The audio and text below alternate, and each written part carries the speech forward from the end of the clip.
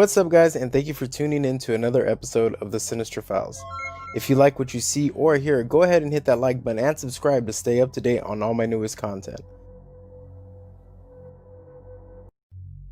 Pedro Alonso Lopez endured an early life of homelessness, violence, and sexual abuse.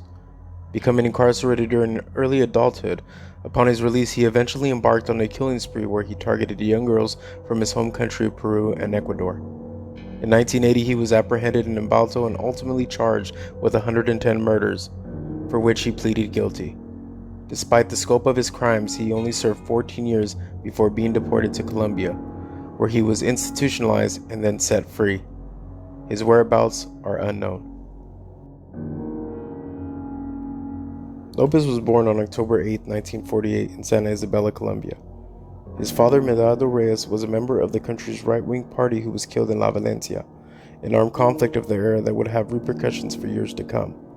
Lopez's mother, Belinda, was 3 months pregnant with her son at the time of the father's death. Pedro, who was reportedly the 7th child among 13 siblings, was polite as a boy and wanted to be a teacher, according to his mother. But Lopez later said that his mother was physically abusive and a sex worker who was assaulted by clients. Some reports have claimed that he was kicked out of the house by Belinda for fondling his younger sister, while accounts say he ran away. Lopez traveled to Bogota, the capital city of Colombia, where he became one of the homeless children known as gamines. He eventually joined a gang and smoked bazuco, an impure form of cocaine. While on the streets, a stranger approached Lopez and offered him a bed, but instead took the youngsters to an abandoned building and sexually assaulted him. When he was 10 years old, Lopez said that an elderly American couple found him on the streets and gave him a home, enrolling him at a school for orphans, but while there, Lopez was molested by a teacher when he was 12 years old, and thus he ran away again. Lopez would eventually speak of wanting vengeance for his suffering as a child. Having grown up on the streets, Lopez was arrested at 21 years old for stealing a car.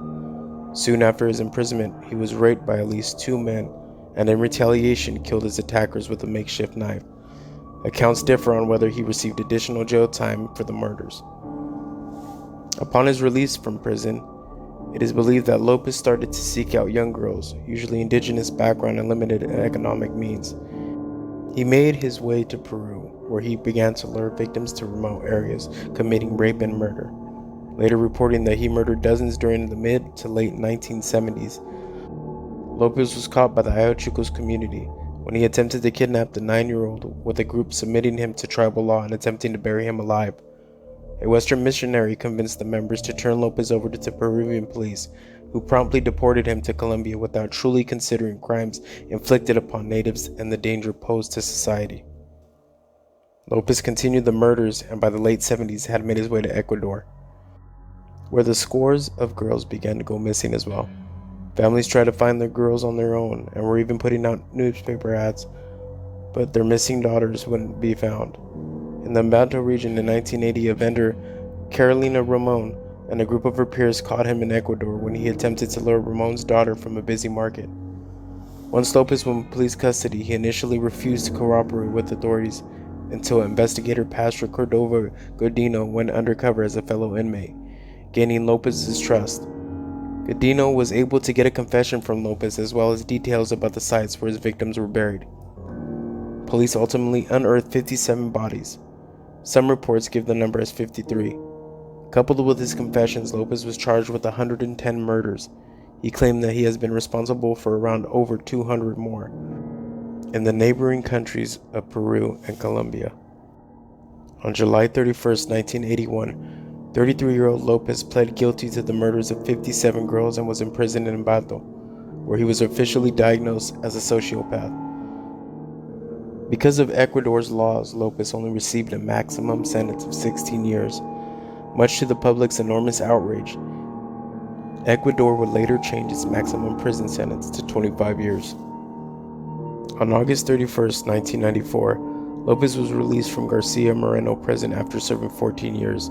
Having been released 2 years early for good behavior, he was summarily deported to Colombia, with authorities there attempted to convict him of 2 decades-old murder, but instead Lopez was declared insane and in 1995 institutionalized in a psychiatric facility.